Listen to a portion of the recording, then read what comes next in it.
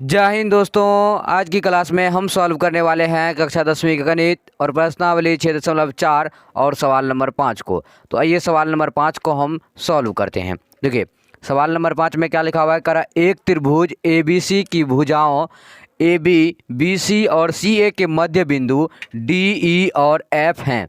तो त्रिभुज DEF और त्रिभुज ABC के क्षेत्रफलों का अनुपात ज्ञात कीजिए। देखिए हमें क्या ज्ञात करना है, त्रिभुज DEF और त्रिभुज ABC के क्षेत्रफलों का अनुपात।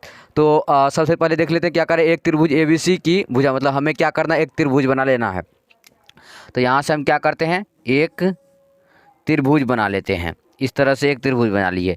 और कौन सा त्रिभुज का रहा है, तो ABC। तो ये इसका नाम हम रखते हैं A, इसका B और इसका C। अब कह रहा है ABC की भुजाओं AB, BC और CA के मध्य बिंदु DE और F है। मतलब कि ये जो AB है, AB के मध्य बिंदु AB के मध्य बिंदु क्या है, D है। और BC का मध्य बिंदु E और CA का मध्य बिंदु F। तो AB का मध्य बिंदु क्या है, D है। तो AB का मध्य बिंदु यहाँ पे D हम रख देते हैं, ये आ गया D। उसके बाद BC का मध्य बिंदु E, तो B और C का मध्य बिंदु क्या है, तो E है। तो यहाँ पे हम लेते हैं E। उसके बाद CA का मध्य बिंदु F, तो CA या फिर AC बोल सकते हैं। इसका मध्य बिंदु क्या है, F है। तो यहाँ पर हम लिखते हैं F। अब इन ये जो मतलब बिंदु दिए, मध्य बिंदु, इन तीनों को मिला देते हैं। यहाँ से D से E में मिला दिए और E से F में, F से D में। तो अब यहाँ पे देख सकते हैं कि दो त्रिभुज बन रहा है। एक क्या कि त्रिभुज ABC और एक DEF, दो त्रिभुज में बन रहा है। तो अब हमें ज्ञात क्या करना है, वो देखिए त्रिभुज DEF और त्रिभुज ABC के क्षेत्रफलों का अनुपात। तो इससे पहले ये मतलब पर 6.6 में अच्छी तरह से दिया गया है। तो त्रिभुज DEF और त्रिभुज ABC का क्षेत्रफल हमें निकालने के लिए क्या करना पड़ेगा, तो उसका नियम है। क्या नियम है कि इसमें कहा गया है कि जब दो त्रिभुज समरूप होते हैं, मतलब कि दो समरूप त्रिभुज का क्षेत्रफलों का अनुपात बराबर क्या होता है, तो उसके संगत भुजाओं के अनुपात का वर्ग के बराबर होता है। तो हमें क्या ज्ञात करना है, देखिए यहाँ पे क्या करें, दो समरूप त्रिभुज में, परमा 6.6 में दिया गया है दो समरूप त्रिभुज में। मतलब कि हमें पहले क्या करना है, इसमें इसका क्षेत्रफल का अनुपात निकालने के लिए दोनों त्रिभुज को समरूप करना पड़ेगा। आपको ये पहले ध्यान में रखिए। तो चलिए हम क्या करते हैं, यहाँ पे हल करना शुरू कर देते हैं। यहाँ पे लिखेंगे हल, लिख दिए। अब देखिए यहाँ पे हम लिख दिए हल। अब जो हमें दिया गया है वो हम लिख लेते हैं। तो यहाँ पे क्या दिया गया है वो देखिए, लिख लेंगे दिया है।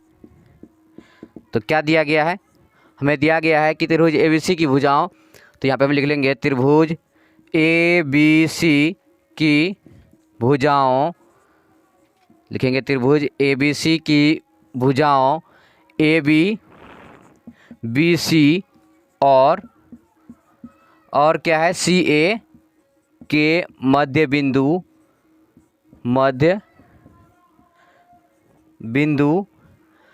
DE तथा F हैं। ये हमें दिया गया है कि ABC की भुजाओं AB पर D और BC पर E और CA पर F ये स्थित है। तो ये दिया गया था, हम इसको लिख दिए। अब चलिए अब इससे हम क्या करते हैं, आगे सॉल्व करते हैं। तो ये दोनों त्रिभुज को हमें क्या करना है, क्षेत्रफलों का अनुपात ज्ञात करना है। तो चलिए क्या करते हैं इसमें, हाँ एक चीज़ देखिए।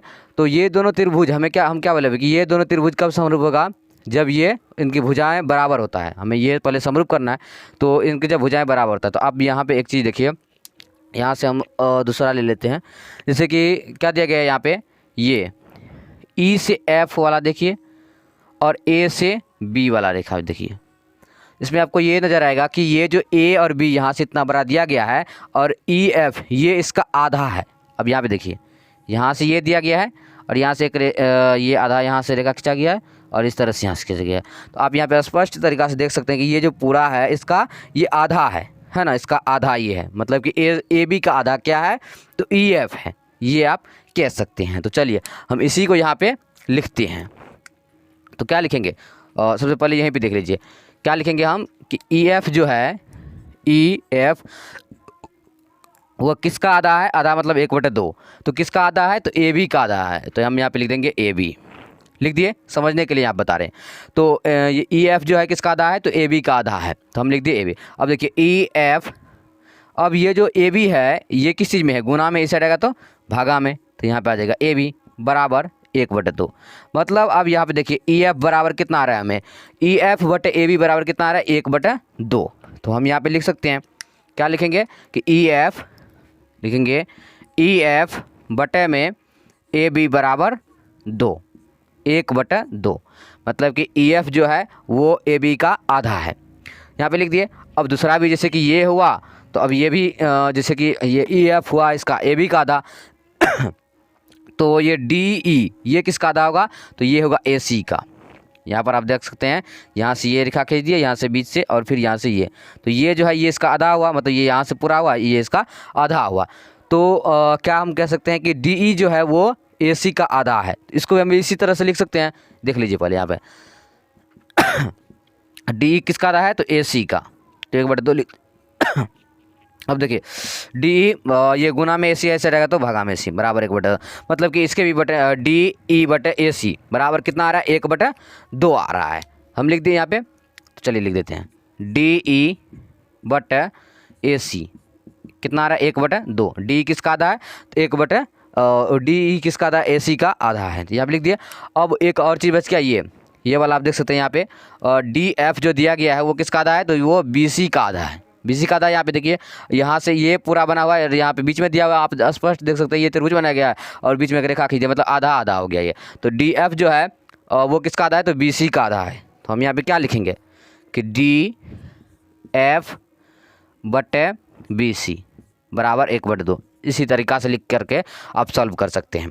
अब हम यहाँ पे तो लिख दिए, अब चलिए इससे आगे हम सॉल्व कर लेते हैं। देखिए इसको हम यहाँ पे क्या क्या मिटा दिए, समझाने के लिए लिखे थे, इसको मिटा दिए। अब देखिए जब यहाँ पे तीनों भुजाएं बराबर है तो हम क्या कह सकते हैं, तो हम ये कह सकते हैं कि एस एस एस यानी कि तीनों भुजा बराबर है, एस एस एस समरूपता कसौटी से क्या हो जाएगा, तो ये दोनों त्रिभुज जो है क्या लेते हैं, त्रिभुज ए बी सी और त्रिभुज डी ई एफ समरूप हो जाएगा। तो हम यहाँ पे लिख सकते हैं त्रिभुज ए बी सी समरूप त्रिभुज डी ई एफ। अब चलिए अब यहाँ से आगे सॉल्व करते हैं। यहाँ तक जरूरी था सॉल्व करना, क्योंकि इसमें ये कहा जाता था कि इसके क्षेत्रफलों का अनुपात ज्ञात कीजिए, और इसका नियम में कहा गया कि जब दो त्रिभुज समरूप हो उसके बाद इसका क्षेत्रफल का अनुपात ज्ञात करना है। तो चलिए अब यहाँ से हम क्या करते हैं, समरूप तो कर दिए, अब इसका क्षेत्रफल का अनुपात ज्ञात करना है। तो किसका, त्रिभुज ए बी सी का क्षेत्रफल बटे त्रिभुज डी ई एफ का क्षेत्रफल। अब देखिए ये बटे में क्यों लिखे, क्योंकि इसका ये जो दिया गया त्रिभुज डी ई एफ और त्रिभुज ए बी सी के क्षेत्रफलों का अनुपात का मतलब होता है बटे। तो परमाय 6.6 में ये कहा गया है कि दो समरूप त्रिभुजों का क्षेत्रफल का अनुपात जो है उसके भुजाओं के अनुपात के वर्ग के बराबर होता है, ये कहा गया है। तो हम क्या करते हैं, यहाँ पे जो इसके भुजाएं दिया हुआ है इसके अनुपात मतलब इसके बटे में नियम समझिए कि दो समरूप त्रिभुज का क्षेत्रफल का अनुपात जो है उसके भुजाओं के अनुपात के वर्ग के बराबर होता है। मतलब यहाँ पे जो ये दिया गया, ये बटे में दिया गया, अनुपात में दिया गया है, अनुपात कह सकते हैं इसको। तो ई एफ बटे ए बी हम क्या करते हैं, ये तीनों जब भुजा बराबर इसमें से किसी एक को ले लेते हैं। यहाँ पे ले लेते हैं ई एफ बटे ए बी को। तो चलिए यहाँ पर हम ले लेते हैं ई एफ बटे ए बी।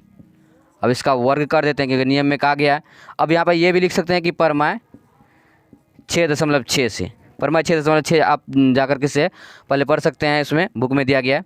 तो यहाँ पे लिख दिया हम त्रिभुज ए बी सी का क्षेत्रफल बटे त्रिभुज डी एफ का क्षेत्रफल, हमें यही निकालना है। फिर से लिख देते हैं त्रिभुज ए बी सी का क्षेत्रफल बटे त्रिभुज डी ई एफ का क्षेत्रफल। तो देखिए ई एफ बटे ए बी, तो ई एफ का कितना है 1, ए बी का 2, यानी कि 1/2 इसका वर्ग कर देते हैं। 1 को दो बार गुना करेंगे तो 1 और 2 को 2 बार गुना करेंगे 4, कितना है 1/4। इसको हम क्या लिख सकते हैं 1:4, यही आ जाएगा हमारा आंसर। यही कह रहा था ना कि त्रिभुज ए बी सी का क्षेत्रफल बटे त्रिभुज डी ई एफ का क्षेत्रफल ज्ञात कीजिए। तो हमें आ गया यहाँ पे 1:4, हमें यही सॉल्व करना था। देखिए हम क्या किए, प्रश्नावली 6.4 का सवाल नंबर 5 को सॉल्व कर दिए। और आज के लिए बस इतना ही। अब अगले दिन अगले क्लास में मिलेंगे, तब तक के लिए जय हिंद, वंदे मातरम।